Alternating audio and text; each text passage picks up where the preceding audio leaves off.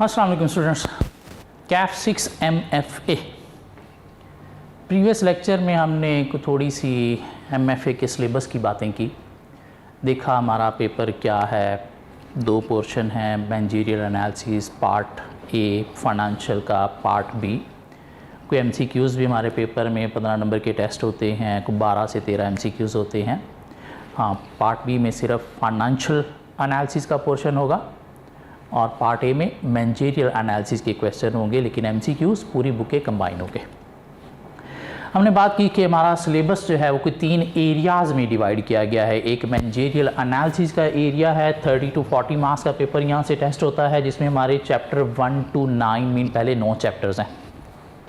और उसके बाद financial analysis and risk management का एरिया है, 30 to 40 मार्क्स का पेपर यहाँ से टेस्ट होता है और इसमें हमारे पास 4 चैप्टर हैं, चैप्टर 10, 11, 12, 13। और उसके बाद हमारे पास बजटिंग एंड प्रोजेक्शन का एरिया है, जिसकी वेटेज 25 to 35 मार्क्स है और इसमें हमारे पास टोटल 3 चैप्टर हैं, एक बजटिंग, एक वर्किंग कैपिटल और एक प्रोजेक्ट अप्रेजल का। मीन ये 3 एरियाज़ हैं हमारे पास। हम सिलेबस को किस तरह से लेके चलेंगे, हम सिलेबस को मिक्स लेके चलेंगे। लाइक एक न्यूमेरिक पार्ट हम चैप्टर क्या करेंगे, फिर थोड़ा थ्योरी में आ जाया करेंगे, फिर न्यूमेरिक क्या करेंगे, फिर थ्योरी में आ जाया करेंगे, ताकि एक बोरियत फील ना हो सिर्फ थ्योरी पहले स्टार्ट कर दें, क्योंकि पहले 9 चैप्टर तो हैं ही टोटली थ्योरी। तो ऐसे नहीं, हम मिक्स लेके चला करेंगे। और हम जो स्टार्ट करने जा रहे हैं वो हम इस एरिया से स्टार्ट करने जा रहे हैं, financial analysis and risk management में एक न्यूमेरिक पार्ट हम स्टार्ट करने जा रहे हैं। और हमारे सिलेबस का जो सबसे टेक्निकल चैप्टर है, सबसे टेक्निकल चैप्टर है, थोड़ा औखा भी आप कह सकते हो लेकिन टेक्निकल ज़्यादा है, वो हम पहले स्टार्ट करने जा रहे हैं। नॉर्मली लोग क्या करते हैं, ये चैप्टर एंड पे या मिड में करवाते हैं, लेकिन हम पहले कवर करेंगे। क्यों? अभी हमारा माइंड फ्रेश है, अभी माइंड फ्रेश है, चीज़ें एब्जॉर्ब करना चाहता है, तो इसलिए हम ये टेक्निकल एरिया पहले स्टार्ट करेंगे ताकि अच्छी तरह से एब्जॉर्ब हो चुके। और वैसे भी थ्रू आउट द सेशन फिर हम इसको टेस्ट के दौरान रिपीट करते चले जाएंगे, तो रिवीजन के दौरान ये अच्छा डेवलप हो जाएगा। सो चैप्टर 13 की तरफ चलते हैं। क्या स्टार्ट करने जा रहे हैं हम? चैप्टर 13, जिसका नाम जो है वो रखा गया है financial risk management. Financial risk management ICAP की बुक में, MFA की जो बुक है, इसमें कुछ चेंजेस आई हैं प्रीवियस सेशन में। पहले ये चैप्टर 14 होता था, अब ये हमारा चैप्टर 13 हो गया है। तो चैप्टर 13 मीन ओल्ड 14 और चैप्टर 13 हम स्टार्ट करने जा रहे हैं। जिस चैप्टर को अगर हम देखें एग्जामिनेशन पॉइंट ऑफ व्यू से इसकी क्या इंपॉर्टेंस है, तो एग्जामिनेशन पॉइंट ऑफ व्यू से इस चैप्टर की इंपॉर्टेंस को देखें तो ये हमारे पास कुछ पास पेपर का एनालिसिस है। मीन कौन सा चैप्टर कितने कितने मार्क्स के लिए प्रीवियस 3 अटैम्प्ट में टेस्ट हुआ। इसमें अगर हम देखें तो चैप्टर 13 जो है पिछली 4 अटैम्प्ट्स में अगर देखा जाए, मीन एक मॉडल पेपर, ये पहला कॉलम मॉडल पेपर का है। मीन ICAP ने पेपर जब 2022 में इंट्रोड्यूस कराया था तो एक मॉडल पेपर दिया था, उसके अंदर 5 नंबर का क्वेश्चन था इससे रिलेटेड। स्प्रिंग 22 में एग्जामिनर ने 9 नंबर का टेस्ट किया इस चैप्टर में से क्वेश्चन। ऑटम 22 में एग्जामिनर ने 8 नंबर टेस्ट किए। स्प्रिंग 23 में एग्जामिनर ने 6 नंबर टेस्ट किए। और अभी ये वेरी प्रीवियस अटैम्प्ट जो ऑटम 23 की थी, उसमें एग्जामिनर ने 11 मार्क्स जो हैं वो टेस्ट किए हैं चैप्टर 13 जो भी हम स्टार्ट करने जा रहे हैं। दिस मीन हर पेपर में ये चैप्टर मस्ट टेस्ट होता है और होगा, मस्ट टेस्ट होता है और होगा। क्यों? उसकी रीज़न क्या है सर? उसकी रीज़न अगर आप देखें, उसकी रीज़न अगर आप देखें तो ये जो हमारे पास एरिया है ना सेकंड, इसके अंदर टोटल 4 चैप्टर हैं, जिसमें 2 थ्योरी के चैप्टर हैं और 2 न्यूमेरिक चैप्टर हैं। और उसकी वेटेज कितनी है? 30 to 40 मार्क्स। मिनिमम भी 30 नंबर तो यहाँ से टेस्ट होने ही होने हैं। अब वो 30 नंबर मिनिमम टेस्ट होने हैं, जिसमें 2 ही न्यूमेरिक चैप्टर हैं इसके अंदर, तो वो दोनों टेस्ट होंगे ही होंगे। एक कॉस्ट ऑफ कैपिटल का चैप्टर 11 है और एक ये चैप्टर 13 है। बाकी चैप्टर 10 और चैप्टर 12 वो दोनों हैं ही थ्योरी। तो थ्योरी से इतना बड़ा क्वेश्चन नहीं बन सकता। हाँ, ये न्यूमेरिक दोनों टेस्ट होने ही होने हैं। ठीक हो गया? सो आइए स्टार्ट करते हैं। क्या है ये चैप्टर? Financial risk management. ये एक बिजनेस को कुछ फाइनेंशियल रिस्क फेस करना पड़ते हैं। एक बिजनेस को कुछ फाइनेंशियल रिस्क फेस करना पड़ते हैं। हाँ, वो रिस्क क्या होते हैं और उन रिस्क को कैसे मैनेज करना है वो हम सीखने जा रहे हैं इस चैप्टर के अंदर। फाइनेंशियल रिस्क मैनेजमेंट मीन एक बिजनेस को कुछ फाइनेंशियल रिस्क फेस करना पड़ते हैं, उन रिस्क को कैसे मैनेज करना है वो हम पढ़ेंगे इस चैप्टर के अंदर। जी, एक बिजनेस को फाइनेंशियल रिस्क फेस करना पड़ता है। जी, क्या रिस्क फेस करना पड़ता है? एक बिजनेस को इंटरेस्ट रेट रिस्क फेस करना पड़ता है। क्या फेस करना पड़ता है? इंटरेस्ट रेट रिस्क फेस करना पड़ता है। क्या है जी इंटरेस्ट रेट रिस्क? सपोज हमने कोई 3 माह बाद अपना एक बिजनेस का प्रोजेक्ट स्टार्ट करना है और हमारे पास उस प्रोजेक्ट के लिए पैसा नहीं है, हमने वो प्रोजेक्ट बैंक से लोन लेके स्टार्ट करना है। 3 माह बाद हमने एक प्रोजेक्ट स्टार्ट करना है और 3 माह बाद हमने क्या करना है? बैंक से लोन लेना है। लोन लेना है तो इसलिए उसके ऊपर हमने क्या करना है? इंटरेस्ट पे करना है। हमें नज़र आ रहा है कि आज तो मार्केट में इंटरेस्ट रेट लो चल रहे हैं, तो रिस्क है कि 3 माह बाद जब हमने लोन लेना है तब इंटरेस्ट रेट कहीं हाई ना हो जाए। जो हमने उस प्रोजेक्ट की जो प्लानिंग करनी है, उसकी जो फिजिबिलिटी बनानी है वो हमने आज बैठ के बनानी है। तो उसके अकॉर्डिंगली हमने देख लिया इस प्रोजेक्ट में इतना इन्वेस्ट करेंगे, इतना इतना रिटर्न मिलेगा। हाँ, उस इन्वेस्टमेंट के अंदर हमने देख लिया जी क्या क्या कॉस्ट होगी, मीन इंटरेस्ट की कॉस्ट भी हमने कैलकुलेट कर ली। तो आज सपोज इंटरेस्ट रेट चल रहा है 10%, लेकिन रिस्क क्या है कि 3 माह बाद कहीं इंटरेस्ट रेट 10% से ज़्यादा ना हो जाए। तो ये क्या है? Interest rate risk mean future में इंटरेस्ट ज़्यादा होने का जो रिस्क है, इसको कैसे मैनेज करना है वो हम पढ़ेंगे इस चैप्टर के अंदर। मीन हमने क्या करना है? आफ्टर 3 मंथ्स जो है वो क्या करना है? बारो करना है। क्या करना है? बारो करना है बैंक से। तो आज इंटरेस्ट कम चल रहा है या जो भी चल रहा है, हमें रिस्क क्या है कि फ्यूचर में कहीं रिस्क रेट ज़्यादा ना हो जाए। हाई रेट का रिस्क है यहाँ पे। क्या कह रहा है? या सपोज आज हमारे पास कुछ पैसा है, इजाफी सरप्लस पैसा है, और हमारे पास 2 ऑप्शन है कि या तो हम उस पैसे को किसी एक प्रोजेक्ट में इन्वेस्ट कर दें, या हमारे पास ऑप्शन है कि हम उसे बैंक में डिपॉजिट कर दें एक डिपॉजिट सेविंग अकाउंट में और उसके ऊपर इंटरेस्ट कमा लें। हाँ, हमने दोनों कैलकुलेशन की, इंटरेस्ट की भी और प्रोजेक्ट की भी, और प्रोजेक्ट में हमें कोई इतने अच्छे चांसेस फ्यूचर के नज़र नहीं आ रहे, उसमें रिटर्न कम है। हाँ, बैंक में अगर डिपॉजिट करते हैं तो इंटरेस्ट रेट के थ्रू हमें जो है वो रिटर्न ज़्यादा मिल रहा है। तो हम क्या कर रहे हैं? डिसाइड किया हमने कि हम बैंक में डिपॉजिट कर देते हैं, इंटरेस्ट कमाते हैं। क्यों? प्रोजेक्ट का रिटर्न कम है। लेकिन आज तो हमें अच्छा रिटर्न बैंक से मिलेगा इंटरेस्ट रेट की सूरत में। मसला क्या है कि कहीं फ्यूचर में इंटरेस्ट रेट कम ना हो जाए। क्यों? कम हो गया तो नुकसान हो जाएगा। क्यों? हम ये प्रोजेक्ट अपॉर्चुनिटी भी लूज़ कर बैठे, फ्यूचर में हो सकता है ऐसी कोई अपॉर्चुनिटी हमें मिलेगी नहीं। अब इस रिस्क को कैसे मैनेज करना है कि फ्यूचर में कहीं इंटरेस्ट कम ना हो जाए, इस चैप्टर में हम पढ़ेंगे।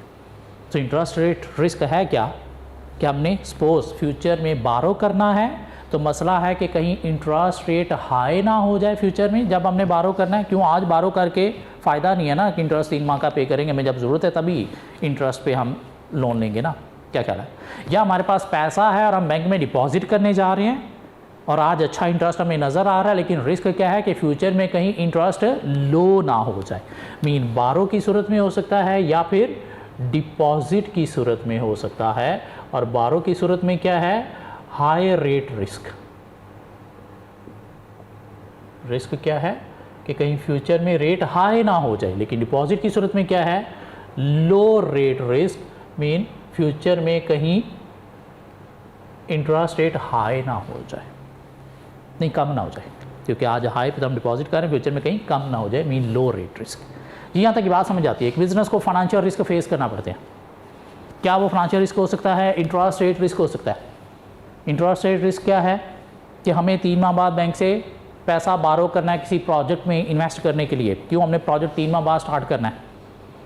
तो रिस्क क्या है कि 3 माह बाद जब हम बारो करने जाएंगे उस वक्त कहीं इंटरेस्ट रेट हाई ना हो जाए।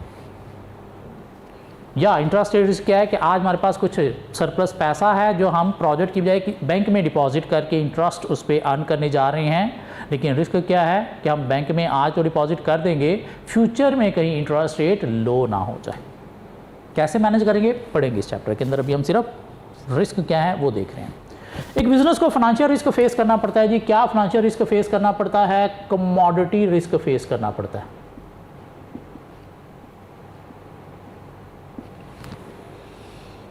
कमोडिटी रिस्क क्या है जी? कमोडिटी रिस्क क्या है कि हमें जो है अपने एक प्रोजेक्ट के लिए कुछ कमोडिटी जो है, लाइक कुछ इन्वेंट्री जो है वो हमें चाहिए 3 माह बाद। हमें कुछ कमोडिटी, कुछ इन्वेंट्री अपने प्रोजेक्ट के लिए चाहिए कब? 3 माह बाद। आज हमें नज़र आ रहा है मार्केट के अंदर जो है वो उस कमोडिटी के रेट लो हैं, तो रिस्क क्या है कि 3 माह बाद जब हमने बारो करने जाना है तो उस वक़्त कहीं रेट हाई ना हो जाए। मीन हमें क्या करनी है? कोई कमोडिटी बाय करनी है इन फ्यूचर। क्या कहला है? In future. तो रिस्क क्या है? कहीं रेट जो है वो 3 माह बाद जब हमने बाय करनी है उस वक़्त हाई ना हो जाए, तो हाई रेट का रिस्क है। यह कमोडिटी रिस्क क्या है कि हमारे पास एक कमोडिटी पड़ी है जो हमने प्रोड्यूस की है। हमारे पास एक कमोडिटी पड़ी है जो हमने प्रोड्यूस की है। आज मार्केट में कुछ रेट चल रहा है, लेकिन हमें पता है कि आजकल इस कमोडिटी की मार्केट में इतनी डिमांड नहीं है। मीन रेट शायद उतना अच्छा नहीं है। हमें वेट कर लेना चाहिए फ्यूचर का कि रेट हाई हो सकता है डिमांड बढ़ने से। क्यों? उसकी डिमांड सपोज 3-4 माह बाद स्टार्ट होनी है, तो हम स्टोर कर लेते हैं।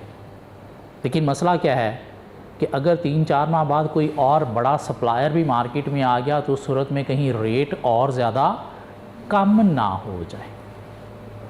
मीन हमारे पास एक कमोडिटी है जो हमने क्या करनी है? सेल करनी है इन फ्यूचर। क्या ख्याल है? लेकिन मसला क्या है कि कहीं फ्यूचर में किसी बड़े सप्लायर के मार्केट में आने से, सप्लाई बढ़ने से कहीं रेट कम ना हो जाए।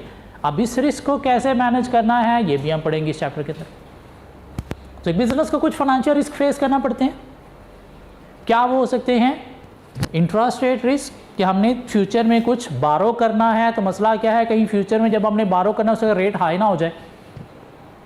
या हम आज बैंक में डिपॉजिट कर रहे हैं इंटरेस्ट कमाने के लिए, लेकिन मसला क्या है कि फ्यूचर में कहीं इंटरेस्ट रेट लो ना हो जाए।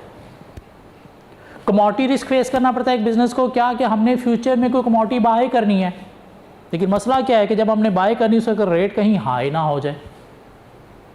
या हमारे पास कमोडिटी पड़ी है लेकिन हमें नज़र आ रहा है आजकल मार्केट में डिमांड नहीं है इसकी, मीन रेट अच्छा नहीं मिलेगा, हम स्टोर कर लेते हैं फ्यूचर डिमांड तक। लेकिन मसला क्या है कि कहीं फ्यूचर डिमांड तक स्टोर कर लेते हैं तो फ्यूचर में कहीं रेट और कम ना हो जाए। अब ये रिस्क कैसे मैनेज करने इस चैप्टर के अंदर पढ़ेंगे। अभी हम सिर्फ रिस्क की थोड़ी इंट्रोडक्शन ले रहे हैं। एक बिजनेस को फाइनेंशियल रिस्क फेस करना पड़ता है। क्या मेनली रिस्क फेस करना पड़ता है? फॉरेन एक्सचेंज रिस्क फेस करना पड़ता है। फॉरेन एक्सचेंज रिस्क फेस करना पड़ता है, जिसके लिए मेनली हम ये चैप्टर पढ़ने जा रहे हैं जी। फॉरेन एक्सचेंज रिस्क क्या बिजनेस को फेस करना पड़ता है जी? फॉरेन एक्सचेंज रिस्क बिजनेस को ये फेस करना पड़ता है कि हम सपोज बाहर से कोई चीज़ इंपोर्ट करते हैं, या हमने की आज इंपोर्ट, जिसकी हमने पेमेंट करनी है 3 माह बाद। मीन हमने कोई फॉरेन मीन डॉलर में एक चीज़ परचेज़ की है जिसकी हमने 3 माह बाद पेमेंट करनी है। क्यों? हमें क्रेडिट टर्म्स मिल गए, 3 माह बाद पेमेंट करनी है। लेकिन मसला क्या है? मसला ये है कि जब हमने पेमेंट करनी है उस वक़्त कहीं डॉलर का रेट हाई ना हो जाए। क्यों? हमें तो नज़र आ रहा है भाई पिछले 2-3 सालों से डॉलर डेली बेसिस पे अप ही जा रहा है। तो हमने जब 3 माह बाद पेमेंट करनी है तब कहीं डॉलर का रेट हाई ना हो जाए। तो सर आज डॉलर लेके रख लो, भाई आज पैसे होते तो हम आज पेमेंट ना कर देते। क्या ख्याल है? पेमेंट हमने 3 माह बाद करनी है, लेकिन रिस्क क्या है कि 3 माह बाद जब पेमेंट करनी है उस वक्त डॉलर का रेट कहीं हाई ना हो जाए। मीन हमने क्या की है? इंपोर्ट। तो इंपोर्ट में हमने क्या करना है? फॉरेन करेंसी बाय करनी है, सेल करनी है? हमने करना है डॉलर को बाय। क्यों? कैसे हमने पेमेंट करनी है? अपनी करेंसी बेच के डॉलर ख़रीद के पेमेंट करनी है ना। कब करनी है? 3 माह बाद। तो 3 माह बाद जब डॉलर ख़रीदने जाए तो उसका रेट कहीं हाई ना हो जाए। तो ये क्या है? Foreign exchange risk. या फॉरेन एक्सचेंज रिस्क क्या हो सकता है कि हमने की है एक्सपोर्ट और हमने उधार पे की है एक्सपोर्ट, 3 माह बाद हमें डॉलर मिलेंगे 3 माह बाद डॉलर हमें मिलेंगे। तो मिलेंगे तो हमने क्या करना है, उसको अपनी करेंसी में कन्वर्ट करना है। कन्वर्ट कैसे करेंगे, हम डॉलर को करेंगे सेल। तो मसला क्या है कि आज तो रेट बड़ा अच्छा मिल रहा है 300 का $1, और फ्यूचर में अगर गवर्नमेंट ने कुछ अच्छे काम कर दिए, कोई साखदार साहब ने आके छड़ी चला दी या इमरान खान वापस आ गया कुछ अच्छे काम करने से, कहीं डॉलर 250 पे ना आ जाए, मीन डॉलर का रेट कहीं कम ना हो जाए, क्यों, उसमें हमारा नुकसान हो जाएगा। क्या कह रहा है, तो ये भी क्या है, foreign exchange risk. Foreign exchange को फॉरेक्स से डिनोट भी किया जाता है। सो बिजनेस को फाइनेंशियल रिस्क फेस करना पड़ता है due to foreign exchange risk. Foreign exchange risk क्या है कि हमने फ्यूचर में करनी है फॉरेन करेंसी में, मीन डॉलर में पेमेंट, क्यों हमने इंपोर्ट की आज। तो मसला क्या है कि जब हमने पेमेंट करनी है उसका रेट कहीं हाई ना हो जाए, इंपोर्ट की सूरत में, बाय की सूरत में हाई रेट का रिस्क।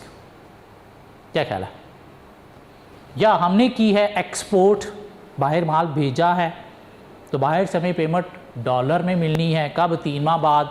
तो मसला क्या है कि जब हमें पेमेंट मिलनी है उस वक्त कहीं डॉलर का रेट कम ना हो जाए, क्यों, कम हो गया तो हमें कम पैसे मिलेंगे ना। आज 300 का है, कल को 250 का हुआ तो हमें कम पैसे मिलेंगे। जी ये क्या है, कोई 3 तरह के रिस्क हैं फाइनेंशियल रिस्क मैनेजमेंट, और ये तीनों रिस्क और इनको कैसे मैनेज करना है ये हमने इस चैप्टर में पढ़ना है। पास में एग्जामिनर ने फॉरेन एक्सचेंज रिस्क के ऊपर 3 दफ़ा क्वेश्चन टेस्ट किया। अभी प्रीवियस अटेम्प्ट ऑटम 13 में एग्जामिनर ने कमोडिटी रिस्क के ऊपर क्वेश्चन टेस्ट किया है, जबकि मैं एक्सपेक्ट कर रहा था कि इंटरेस्ट रेट रिस्क के ऊपर क्वेश्चन आएगा, लेकिन एग्जामिनर ने कमोडिटी रिस्क टेस्ट कर लिया। दिस मीन आने वाली अटैम्प्ट में हाई चांसेस हैं कि क्वेश्चन आएगा किसके ऊपर, इंटरेस्ट रेट रिस्क के ऊपर। नहीं आया तो फिर फॉरेक्स पे तो आएगा ही आएगा, लेकिन फॉरेक्स सीखेंगे तो ये दोनों भी सीखे जाएंगे, इसलिए हम स्टार्ट यहाँ से करेंगे फिर इनकी तरफ जाएंगे। ठीक हो गया, चले जी बात करते हैं थोड़ी और आगे। अभी हमने क्या किया, एक बिज़नेस को फाइनेंशियल रिस्क फेस करना पड़ते हैं। वो फाइनेंशियल रिस्क 3 तरह के हो सकते हैं, उनका थोड़ा सा कॉन्सेप्ट लिया है कि भाई रिस्क कैसे है। अब सपोज हमने क्या किया जी, बाहर से एक आईफोन 15 आ रहा है ना, एक आईफोन 15 जो है वो परचेज़ करना है। कितने का आईफोन 15 परचेज़ करना है, हम उसका बेसिक वर्जन कहें जी $1000 में परचेज़ करना है, जिसमें हमें $1000 की पेमेंट करनी है। हम बाहर से एक प्रोडक्ट इंपोर्ट कर रहे हैं तो हमें क्या करना है, $1000 की पेमेंट करनी है। कितनी पेमेंट करनी है, $1000 की। कैसे पेमेंट करेंगे भाई डॉलर में, हम क्या करेंगे, अपना रुपया डॉलर में कन्वर्ट करेंगे ना। क्या ख्याल है, कहाँ से कन्वर्ट करेंगे, बैंक के पास रुपया लेके जाएंगे वो हमें डॉलर देगा, या फिर एक्सचेंज के थ्रू कन्वर्ट करेंगे। एक्सचेंज बोले तो वेस्टर्न यूनियन, ये क्या है, एक एक्सचेंज है जिसके थ्रू हम डॉलर बाय करते हैं। सो हमने इंपोर्ट किया $1000 की, हमने पेमेंट करनी है और हमें क्या करना है, फॉरेन करेंसी बाय करनी है। कितनी करनी है, $1000 बाय करने हैं। अब कैसे बाय करेंगे, बैंक या एक्सचेंज से। हम गए जी बैंक वालों के पास, एक्सचेंज के पास, भाई हमें जो है वो डॉलर चाहिए, तो रेट बताओ क्या है। एक्सचेंज वाले ने हमें जो है वो रेट दिया 298.50 टू 300.50। हमने उससे डॉलर का रेट पूछा तो उसने हमें रेट दे दिया भाई 298.50 टू 300.50। भाई ये क्या, 2 रेट, हमने देखा 2 रेट हैं, शायद दोनों को ऐड करके 2 पे डिवाइड करके जो एवरेज बनेगी उस पे हमें डॉलर मिलेंगे। नहीं, या ये हो सकता है कि ये थोड़ा कम रेट है, ये थोड़ा ज़्यादा रेट है, तो हो सकता है ये कोई नए नोटों का रेट होगा, ये कोई पुराने नोटों का रेट होगा। नहीं समझ नहीं आई। हमने क्या किया, अच्छा 298.50 $1000 है, हमने क्या किया, 1000 को इसे मल्टीप्लाई किया और हमारे पास रुपीज़ आ गए, तो हमने उतने रुपीज़ बैग में डाले और चले गए एक्सचेंज वाले के पास कि भाई ये ले पैसे, तो हमें $1000 दे दे। उसने कहा नहीं ये पैसे कम है। कहेंगे क्यों भाई, आपने रेट बताया 298.50 टू 300.50। तो कहेगा नहीं, मैं तुझे डॉलर दूंगा इस रेट पे, 300.50 पे, 298 पे नहीं। भाई क्यों, वो कहेगा देख ये जो मैंने तुझे 2 रेट दिए हैं ना, ये दोनों रेट में ये जो पहला रेट है ये है बाय का रेट और ये जो दूसरा रेट है ये है सेल का रेट।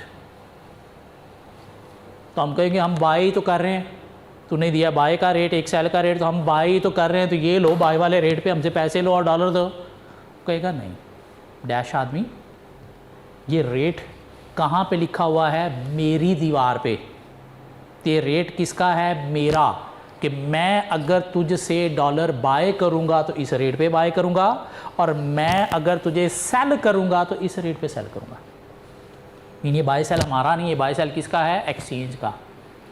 मीन एक्सचेंज हमसे डॉलर बाय करेगा तो इस रेट पे बाय करेगा, मीन कम रेट पे बाय करेगा, और अगर हमें सेल करेगा तो किस रेट पे बाय सेल करेगा? हाई रेट पे सेल करेगा। क्यों? इन दोनों के बीच में जो 2 रुपये का डिफरेंस है वही तो एक्सचेंज का प्रॉफिट है। क्या कह रहा है? ये रेट समझ आता है? मीन इस तरह से अगर हमें 2 रेट मिलेंगे तो एक बाय का होगा एक सेल का होगा, लेकिन ये बाय सेल किसका है? हमारा नहीं, एक्सचेंज वाले की तरफ से। मीन वो हमसे बाय इतने में करेगा, मीन हम उसे सेल इतने में करेंगे, और वो हमें सेल डॉलर इतने का करेगा, मीन हम उसे बाय इतने में करेंगे। ये जो रेट हमें एक्सचेंज वाले की तरफ से मिलता है ना, इसे नाम दिया जाता है स्पॉट रेट का। क्या नाम दिया जाता है इसे? Spot rate. स्पॉट रेट क्या होता है? Current rate for immediate transaction. Current rate for immediate transaction mean अभी जो ट्रांजैक्शन हमने करनी है, अभी जो हमने ट्रांजैक्शन करनी है उसके लिए जो करंट रेट है उसे क्या नाम दिया जाएगा? स्पॉट रेट का। यहाँ तक बात समझ आती है? हमने $1000 की पेमेंट करनी है तो हम डॉलर बाय करके पेमेंट करेंगे, और डॉलर बाय करने के लिए हम एक्सचेंज के पास जाएंगे तो हमें इस तरह के कुछ रेट मिलेंगे, जो एक बाय का रेट होता है और एक सेल का, लेकिन ये किसकी तरफ से होता है? एक्सचेंज वाले की तरफ से। मीन क्वेश्चन के अंदर इस तरह से हमें 2 रेट मिलेंगे तो हम देखा करेंगे हमें किस रेट पे कैलकुलेशन करनी है। ठीक हो गया? ये बात समझ आती है जी। अब बात करते हैं एक्सचेंज रेट क्या है।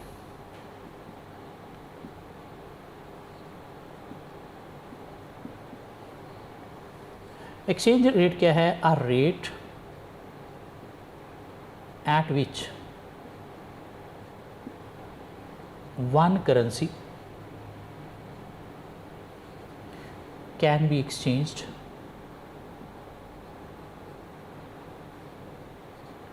with another currency. Exchange rate क्या है? A rate at which one currency can be exchanged with another currency. Mean $1 rupees में कितने में कन्वर्ट होगा? 300.50 में कन्वर्ट होगा। तो ये क्या है? एक्सचेंज रेट जो हमें एक्सचेंज से मिलता है। मीन एक करेंसी दूसरी करेंसी में कितने में एक्सचेंज होगी?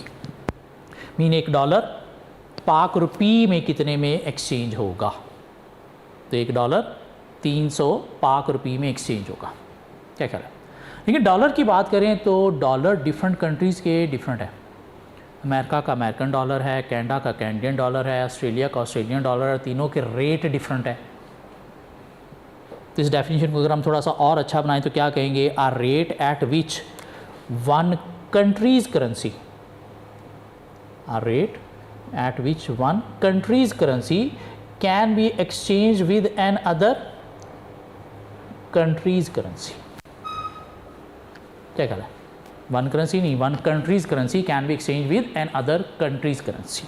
तो ये क्या बन गया? Exchange rate. एक्सचेंज रेट 2 तरह के होते हैं।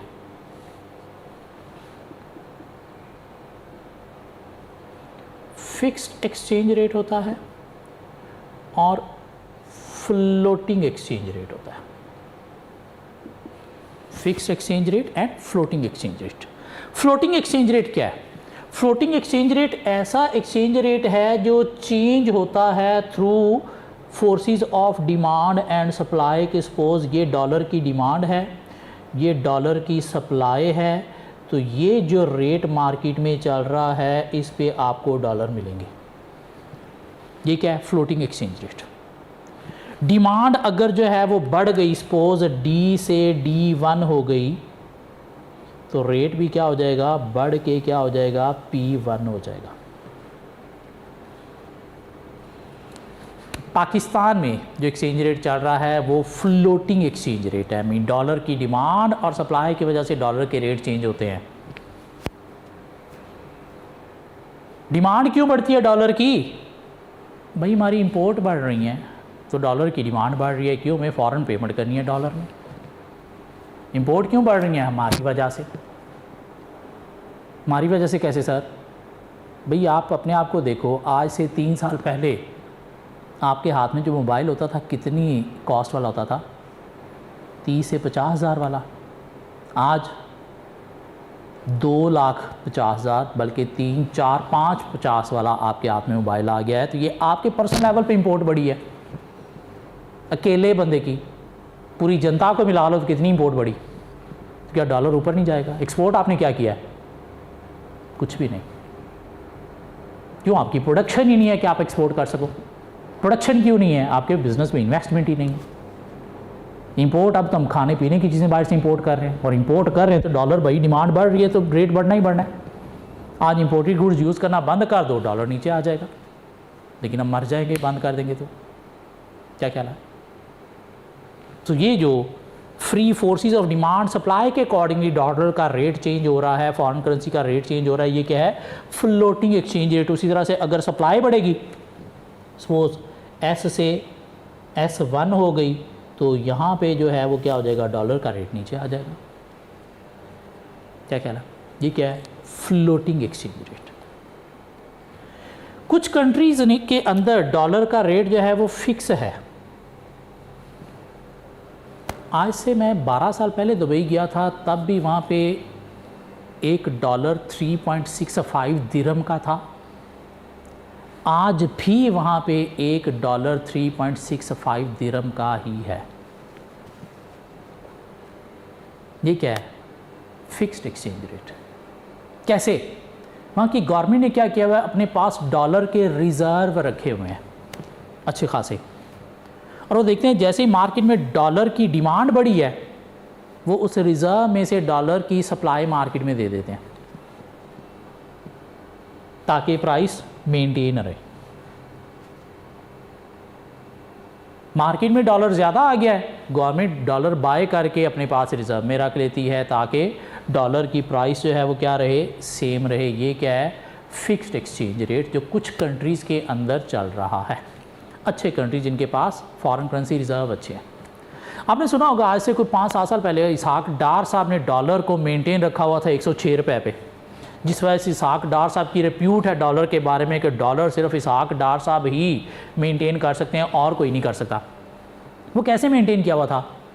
उस वक्त हमारे पास कुछ फॉरेन करेंसी के रिज़र्व होते थे, तो जैसे ही डॉलर की डिमांड बढ़ती थी, इसहाक डार साहब क्या करते थे? उन रिज़र्व में से डॉलर की सप्लाई मार्केट में दे के रेट को मेंटेन कर लेते थे। डिमांड फिर बढ़ी, रिज़र्व में से डॉलर की सप्लाई दे दी। डिमांड फिर बढ़ी, रिज़र्व में से डॉलर की सप्लाई दे दी। वो सप्लाई देते देते रिज़र्व हो गए ख़त्म, और जब रिज़र्व ख़त्म हो गए तो इंपोर्ट तो आपकी बढ़ती चली जा रही है, बढ़ती चली जा रही। तब से लेकर अब तक जो है डॉलर हमसे संभाला नहीं गया। क्यों? हमारे पास रिज़र्व में डॉलर है ही नहीं कि हम उसकी सप्लाई दे के इसको मेनटेन कर लें। मीन ये गंदी पॉलिसी थी, ये शॉर्ट टर्म पॉलिसी थी। आपको अपने रिज़र्व के साथ साथ आपको अपनी एक्सपोर्ट को ज़्यादा करने की तरफ भी आना चाहिए था, इंपोर्ट को रिस्ट्रिक्ट करने की तरफ भी आना चाहिए था। क्यों? वो रिज़र्व तो एक टाइम पे ख़त्म होने ही होने थे। क्या ख्याल है?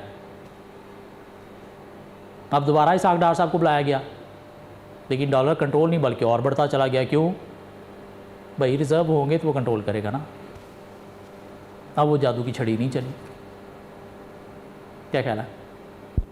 तो डॉलर क्यों बढ़ रहा है पाकिस्तान के अंदर? आप लोगों की वजह से। भाई इंपोर्टेड गुड्स यूज़ करते हो आप, मोबाइल के साथ जितने गैजेट्स, जितनी एसेसरी यूज़ कर रही हो, सारे क्या है? इंपोर्ट।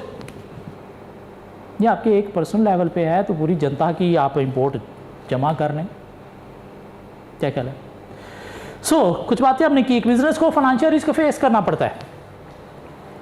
इंटरेस्ट रेट रिस्क हो सकता है, कमोडिटी रिस्क हो सकता है, लेकिन अभी हम मेनली फंसे हैं किसके ऊपर? फॉरेन एक्सचेंज रिस्क के ऊपर। फॉरेन एक्सचेंज मीन फ्यूचर में हमने कोई पेमेंट करनी है, क्यों? हमने इंपोर्ट की है तो डॉलर बाय करके हमने पेमेंट करनी है तो मसला क्या है, फ्यूचर में कहीं रेट डॉलर का हाई ना हो जाए, या हमने की एक्सपोर्ट, फ्यूचर में हमें डॉलर मिलने हैं और हमने क्या करना है, मिलने के बाद उन्हें सेल करना है अपनी करेंसी में कन्वर्ट करने के लिए, तो मसला क्या है, कहीं फ्यूचर में खुदा ना खास्ता या लकीली कहीं रेट पाकिस्तान में डॉलर का कम ना हो जाए। क्या ख्याल है? मार्केट में जब हम जाते हैं डॉलर ख़रीदने के लिए या बेचने के लिए तो हमें इस तरह का स्पॉट रेट मिलता है, बाय रेट और सेल रेट।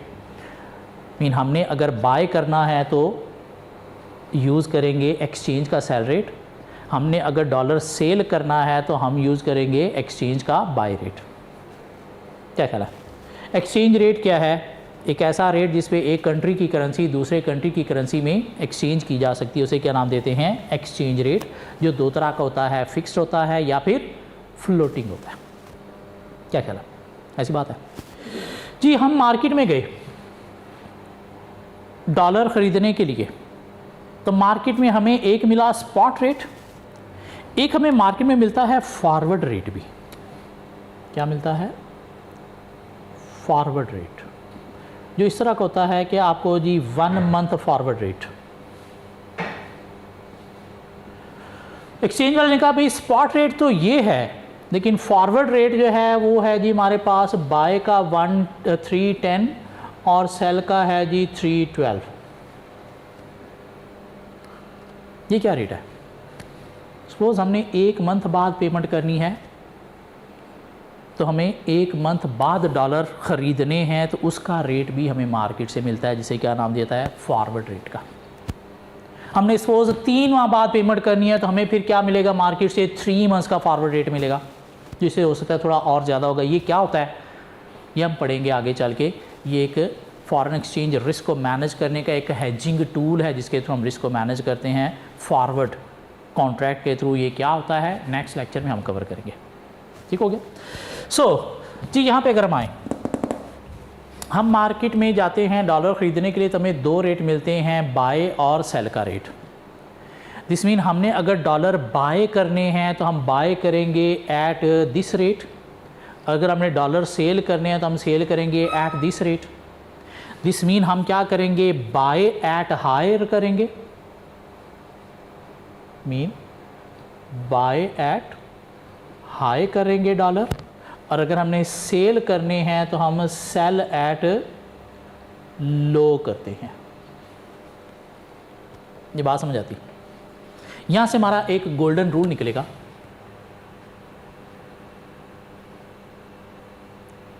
और वो गोल्डन रूल क्या है?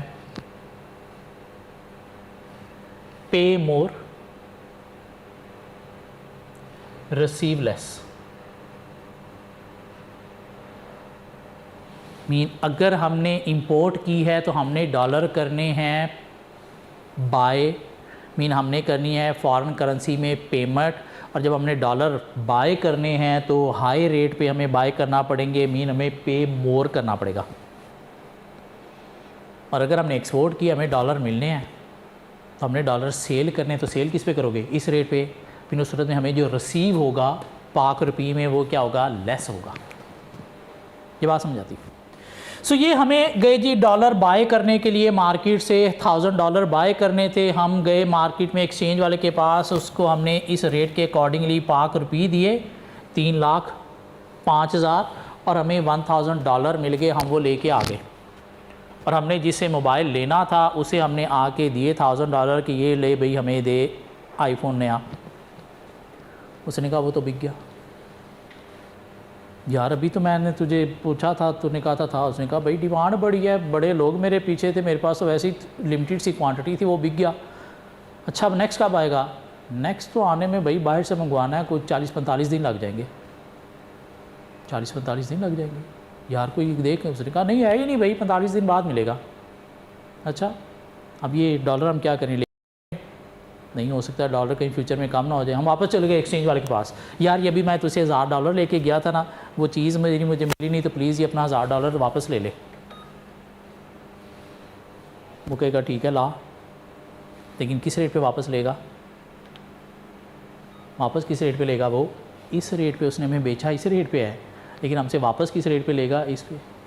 हम कहेंगे यार अभी 1 घंटा पहले तुझसे लेके गए यार, ऐसे तो ना कर। वो कहेगा भाई बेशक घंटा पहले लेके गए हो, मेरा ये रेट है, मैं तुझे डॉलर बेचूंगा इस रेट पे, लेकिन तुझसे ख़रीदूंगा किस रेट पे, इस रेट पे। मीन अब हमें इस रेट के अकॉर्डिंगली पैसे मिलेंगे। ये बात समझ आती है?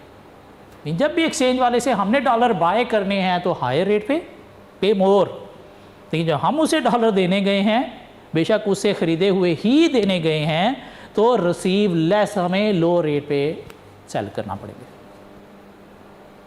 ये बात समझ आती क्या ख्याल है? सो ये तो हमने कुछ थोड़ी सी बातें कर ली कि फ़ाइनेंशियल रिस्क क्या हमें फेस करना पड़ते हैं, स्पॉट रेट क्या है, थोड़ा सा हमने एक वर्ड सीखा है फॉरवर्ड रेट क्या होता है, फ्यूचर में कहीं देखेंगे, और एक्सचेंज रेट दो तरह के होते हैं, फिक्स और फ्लोटिंग। अब हम चलते हैं अपने क्वेश्चंस की तरफ। मीन आज हम जो है वो थोड़ा सीखेंगे कि हमने करेंसी को कन्वर्ट कैसे करना है। आज हम सिर्फ करेंसी को कन्वर्ट करना सीखेंगे। क्यों? ज़्यादातर स्टूडेंट क्वेश्चन के अंदर ये करेंसी को कन्वर्ट करने में मिस्टेक करके पूरा का पूरा क्वेश्चन तबाह कर बैठते हैं। तो आज हम सीखेंगे करेंसी को कन्वर्ट कैसे करना है, और नेक्स्ट से फिर हम देखेंगे कि हमने ये फॉरेन एक्सचेंज रिस्क को मैनेज कैसे किया करना है। ठीक हो गया? सो आ जाए जी, करेंसी को कन्वर्ट करना सीखते हैं जी। चैप्टर 13 में अगर हम गए,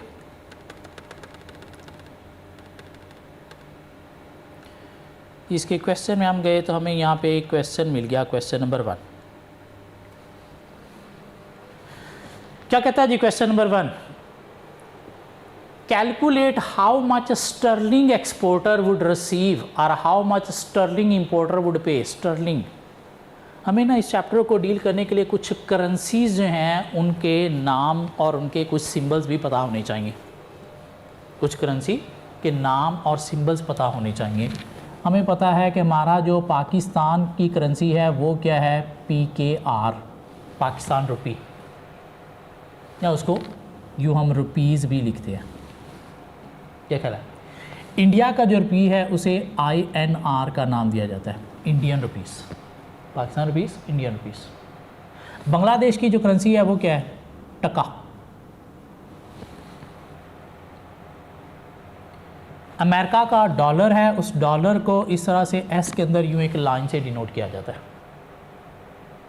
यूके की जो करेंसी है वो है पाउंड, या उसे स्टर्लिंग का नाम भी दिया जाता है, पाउंड या स्टर्लिंग। और उसको कैसे डिनोट किया जाता है, ये लव वाला एल बना के उसके अंदर यूँ एक लाइन। क्या कहला है?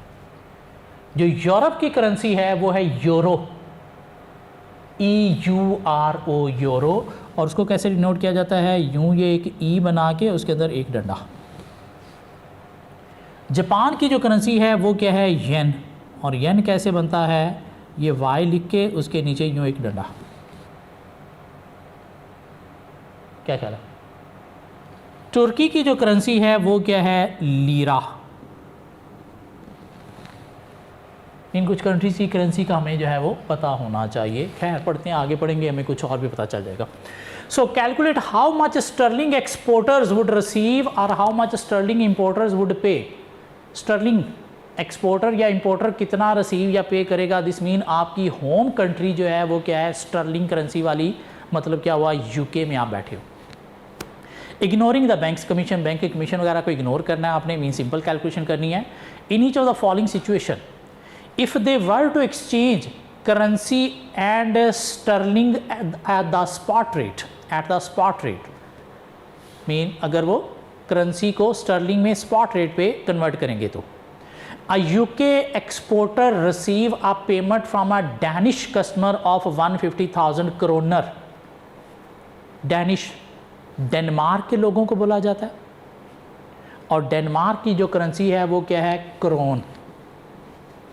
मीन एक यूके का एक्सपोर्टर है, उसने डेनमार्क में एक्सपोर्ट की है और वहाँ से उसको 150,000 करोन मिलने हैं। तो आपने बताना है ये 150,000 करोन जो है कितनी स्टर्लिंग मीन पाउंड बनेंगे,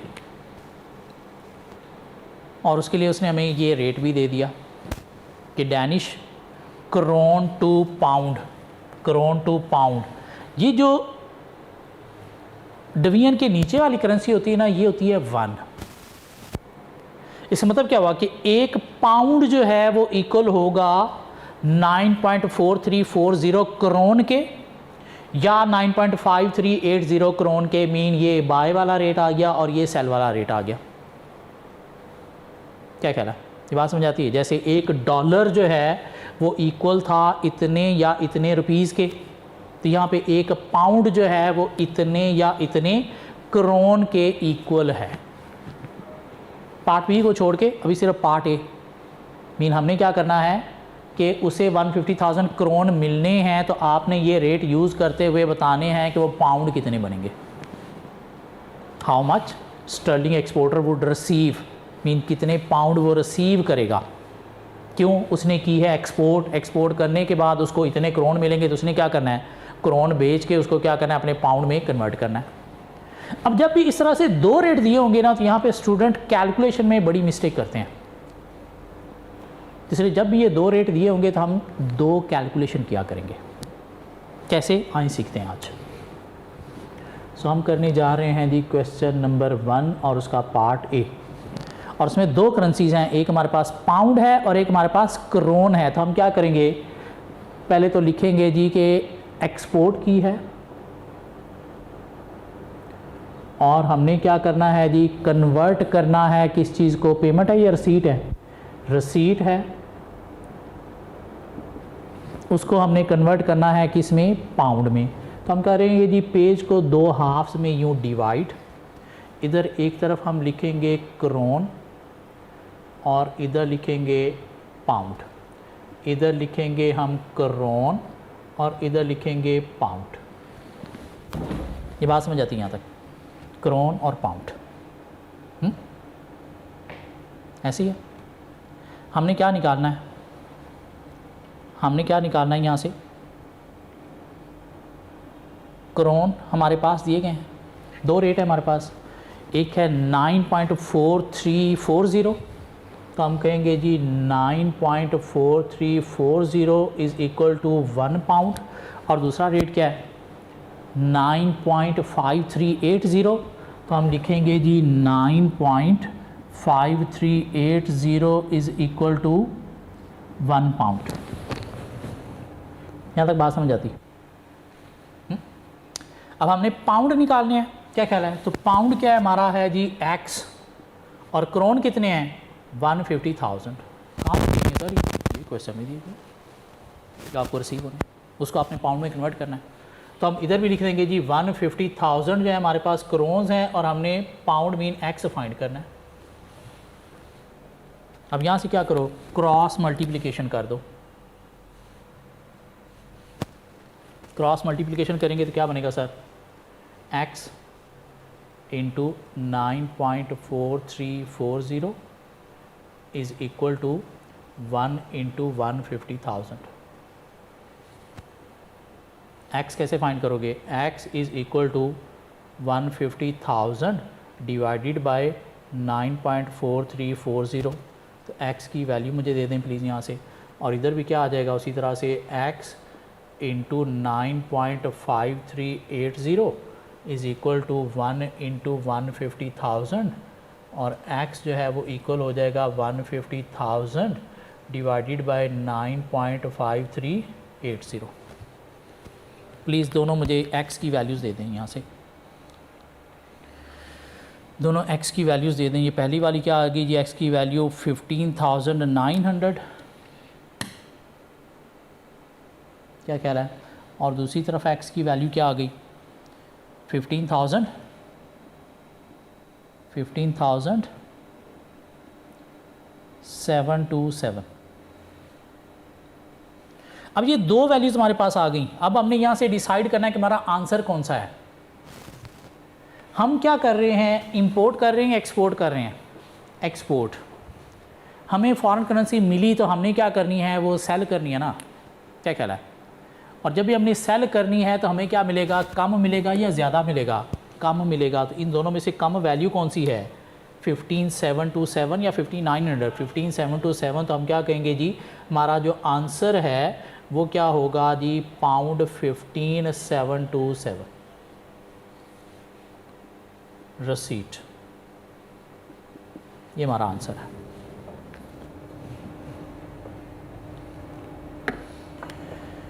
जी ये बात समझ आती है। जब भी दो रेट दिए होंगे तो आपने दोनों पे कैलकुलेशन करनी है, ये आज हम सीख रहे हैं।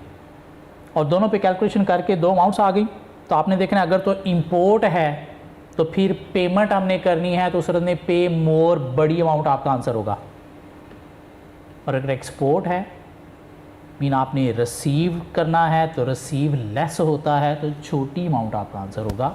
ये कौन सा आंसर होगा ये डिपेंड करता है कि इंपोर्ट है मीन पेमेंट है तो पे मोर, और अगर एक्सपोर्ट है रिसीट है तो रिसीव लेस, और रिसीव लेस की सूरत में ये आएगा। जी इसे कॉपी करें फिर आगे चलते हैं पार्ट बी की तरफ।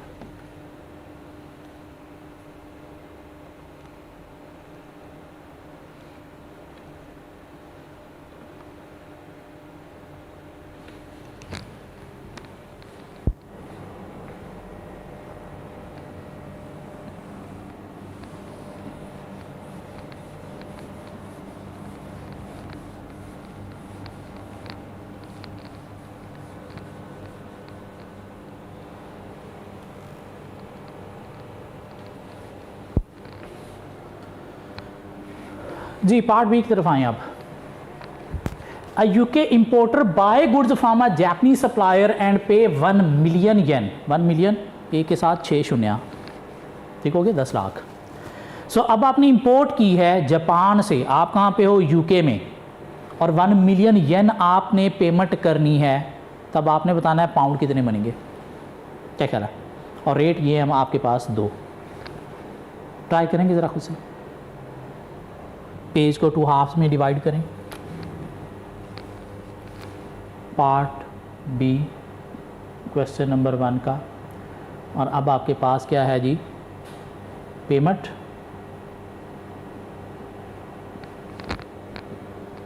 क्या ख्याल है? पेमेंट है। पेज को सर 2 हाफ में हमने डिवाइड किया, एक तरफ हमने रखा येन को और एक तरफ हमने रखा पाउंड को, एक तरफ हमने रखा येन को और एक तरफ हमने रखा पाउंड को, और पाउंड हमारे पास 1 है, क्या ख्याल है? येन क्या है? 168.650, पाउंड हमारे पास 1 है तो येन कितना है? 170.781, क्या ख्याल है? पाउंड हमने फाइंड करना है कितने येन के अगेंस्ट? 1 मिलियन येन के अगेंस्ट। 1 मिलियन येन के अगेंस्ट हमने क्या करना है? पाउंड फाइंड करना है। क्रॉस मल्टीप्लिकेशन में हम चले गए तो क्या आ गया जी? x into 168.650 is equal to 1 into 1 million, क्या कहला? इधर भी क्या आ गया? x into 170.781 is equal to 1 into 1 million. Sir x is equal to 1 million divided by 168.650, और इधर आ गया x is equal to 1 million divided by 170.781। तो प्लीज़ मुझे दोनों x निकाल के दे दें, दोनों x के आंसर दे दें प्लीज़।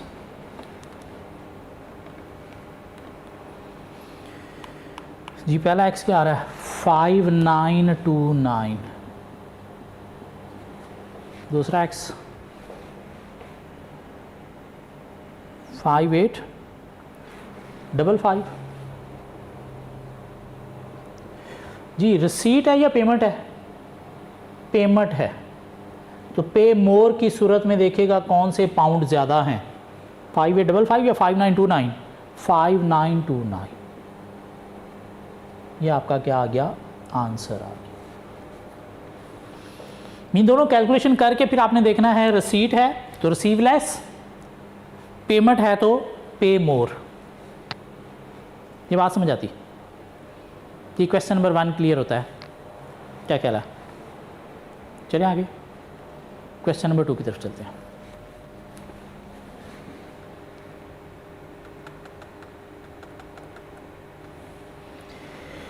जी क्या कहता है question number 2? As the is UK based company which has the following expected transaction, mean अब भी आप यूके में बैठे हो, मीन आपकी होम करेंसी होगी pound. 1 month expected receipt of $240,000, mean 1 month बाद आपको रिसीव होना है $240,000, क्यों आपने शायद एक्सपोर्ट की होगी। 1 मंथ एक्सपेक्टेड पेमेंट ऑफ 140,000, और 1 मंथ बाद आपको $140,000 की पेमेंट भी करनी है, क्यों आपने कोई इंपोर्ट की होगी। And 3 months expected receipt of $300,000, और 3 माह में आपने क्या करना है, एक रिसीट भी है कितने की, $300,000 की। The finance manager has collected the following information. 1 month forward rate is 1.7832 and 3 months forward rate is 1.7850.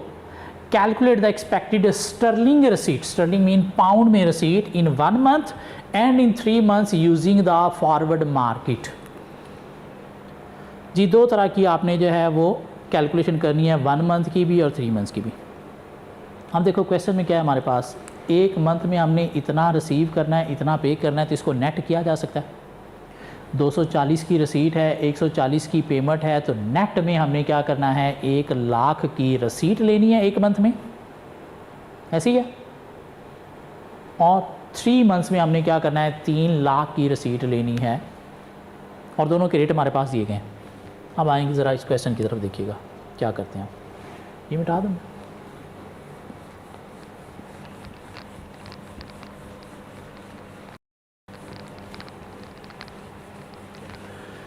ये क्वेश्चन को अगर हम 2 हाफ में डिवाइड कर लें, क्वेश्चन नंबर 2 1 मंथ, और 1 मंथ में हम देखें जी कि रसीट है हमारे पास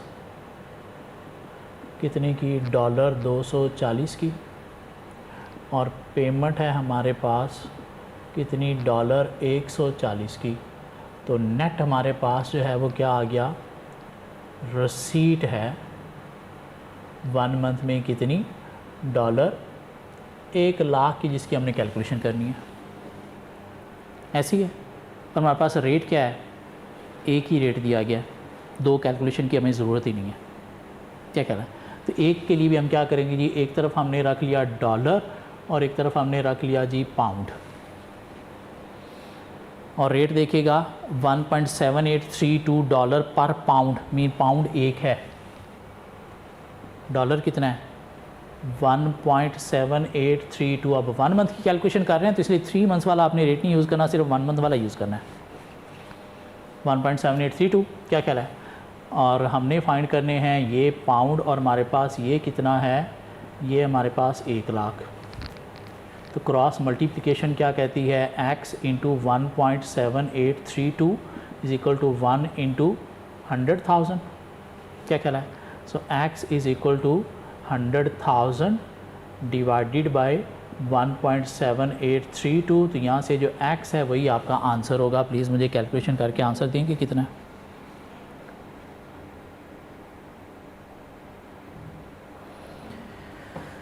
$56,079 पाउंड 56,079, ये आपका क्या आ गया, आंसर आ गया 1 मंथ का।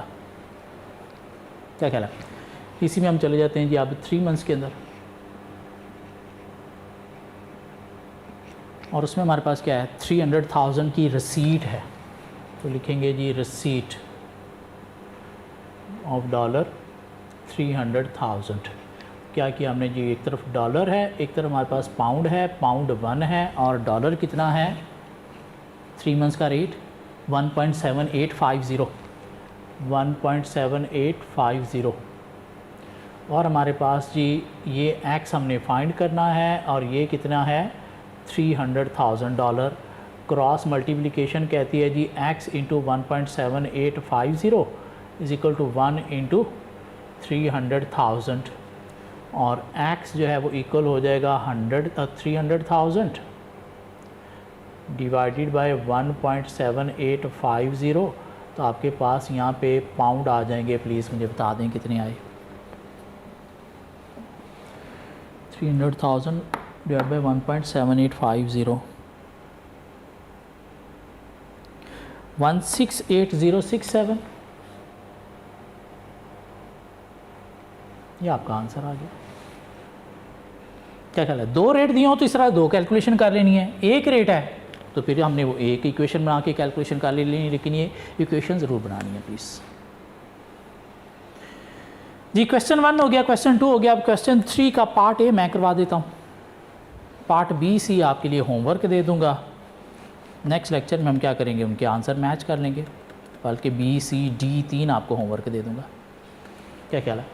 हाँ देखते हैं क्या कहता है जी। Calculate receipt and payment in each of the following independent cases. Obviously export है तो रिसीट आपने निकालनी है, एक्सपोर्ट है तो रिसीट आपने निकालनी है, इंपोर्ट है तो पेमेंट आपने निकालनी है। इधर रिसीट थी। अब Pakistani company Q mobile intend to receive 300,000 lira from a Turkey against export of mobile. इन आपने मोबाइल की एक्सपोर्ट की और 3 लाख लीरा आपको मिले तो आपने क्या करना है, उसको रुपीज़ में कन्वर्ट करना होगा। क्या ख्याल है? What will be the proceed of exchange rate, mean क्या मिलेगा आपको रुपीज़ की सूरत में in rupees against each lira is 0.9 to 0.87, mean एक लीरा इतने रुपीज़ के इक्वल है, तो आपने कैलकुलेशन करनी है। गुड लक एवरीबॉडी, ट्राई करें ज़रा, कोशिश करें खुद से।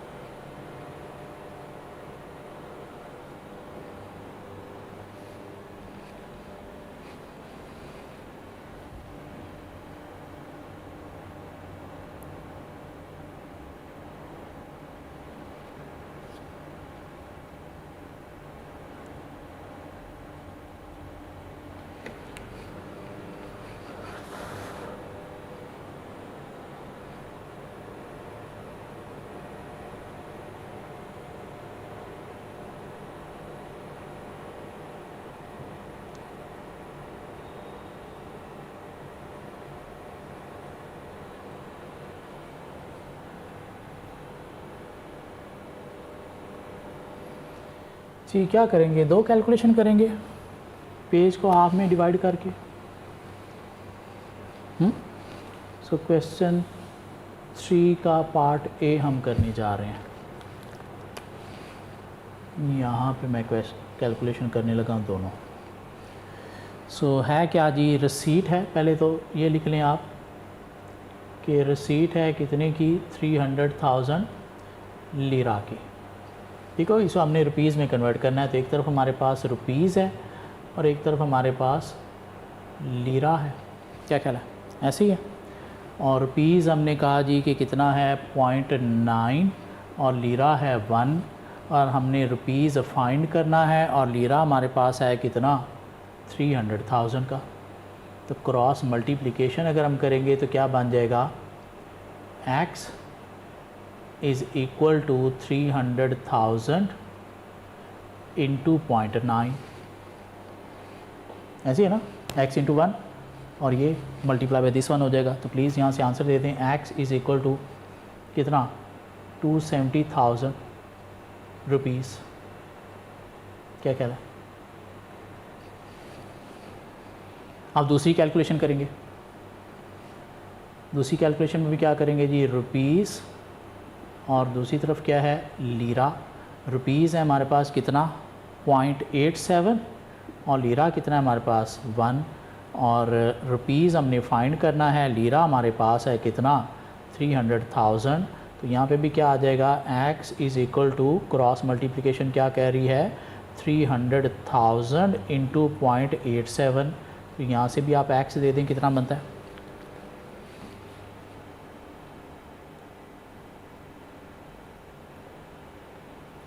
ये कितना x बना 300,000 डिवाइडेड बाय मल्टीप्लाई बाय 0.87, तो 261,000 बन गया। क्या ख्याल है, 261,000 रसीट है या पेमेंट है? सर रसीट है, रिसीव लेस, तो क्या करेंगे हम? Answer receipt of PKR receive less 261,000, ये हमारा क्या हो जाएगा? आंसर हो जाएगा।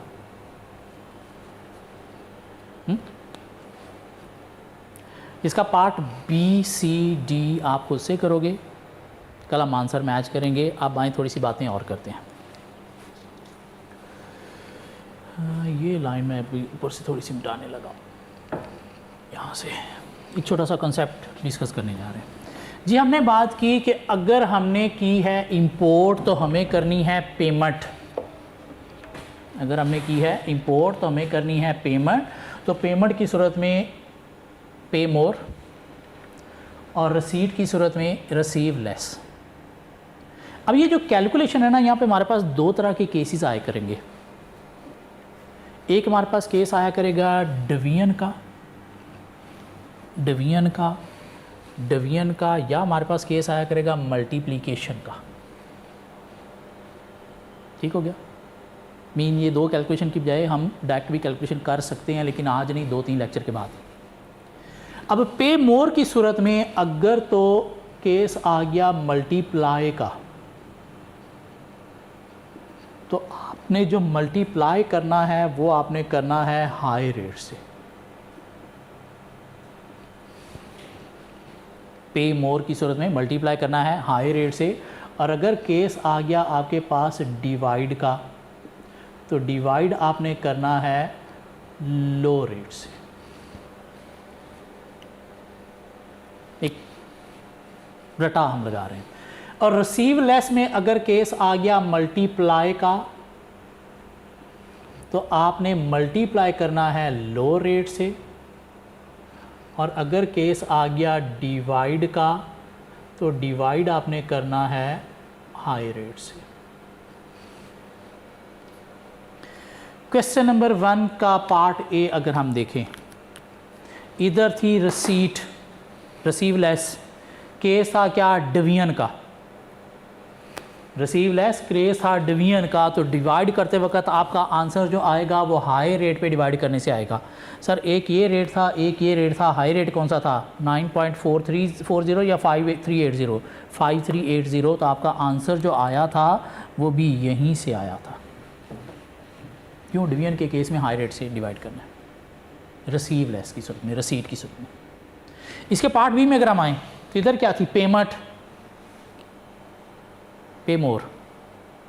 केस क्या था? डिवीजन का।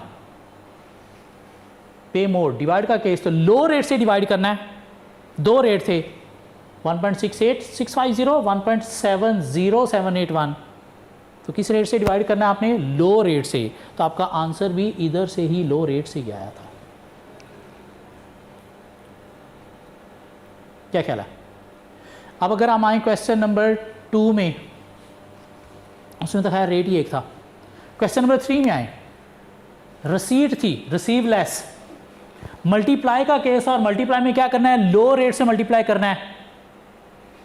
पहला रेट था 0.9, दूसरा था 0.87। तो लो रेट कौन सा है? 0.87। तो आपका आंसर किस तरफ से आया? 0.87 वाले रेट की तरफ से आया। बस ये चार्ट एक दफ़ा जो है ना, गोल्डन रूल वाला, ये एक दफ़ा लिख लेना है। बाकी इसको आगे फर्दर क्वेश्चन में जाके अप्लाई करेंगे। मीन हम ये दो कैलकुलेशन की बजाय 2-3 लेक्चर बाद एक कैलकुलेशन की तरफ भी आ जाएंगे। मीन हम देख लिया करेंगे कि आइदर ये जो है वो मल्टीप्लाई का केस है या डिवीजन का केस है। और ये कैसे पता चलेगा उसका ट्रिक भी नेक्स्ट क्लास में देखेंगे।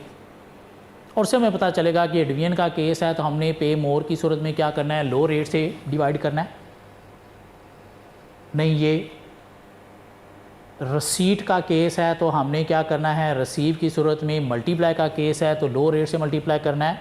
और अगर डिवीजन का केस है तो हाई रेट से डिवाइड करना है। लेकिन अभी हमने क्या सीखा कि जब भी दो रेट दिए हो तो आपने दो कैलकुलेशन करनी है। दोनों आंसर देख लिए। अगर पेमेंट है तो पे मोर बड़ा आंसर आपने ले लेना है, और अगर रसीट है तो रिसीव लेस मीन छोटा आंसर आपने ले लेना है। जी क्या पढ़ा आज हमने थोड़ा सा सीखने की कोशिश की कि ये चैप्टर है क्या, रिस्क, फाइनेंशियल रिस्क क्या हैं? 3 तरह के, इंटरेस्ट रेट, कमोडिटी और फॉरेन एक्सचेंज। स्पॉट रेट क्या है? फॉरवर्ड रेट का एक वर्ड हमने देखा अभी तक। कॉन्सेप्ट इसका नेक्स्ट क्लासेस में लेंगे। एक्सचेंज रेट दो तरह के होते हैं, फ़िक्स और फ्लोटिंग। क्या कह रहा है, एक्सचेंज का बाय सेल रेट क्या है, और हमने देखा कि अगर दो रेट दिए हो तो हमने दो कैलकुलेशन करके कैसे आंसर निकालना है। अभी हमने सिर्फ करेंसी कन्वर्जन सीखी है, अभी रिस्क को मैनेज करना हमने नहीं सीखा, वो आगे आने वाली क्लासेस में सीखेंगे। तब तक आपने इसका पार्ट B, C, D करके आना है। मिलते हैं नेक्स्ट क्लास में कुछ नई चीज़ों के साथ।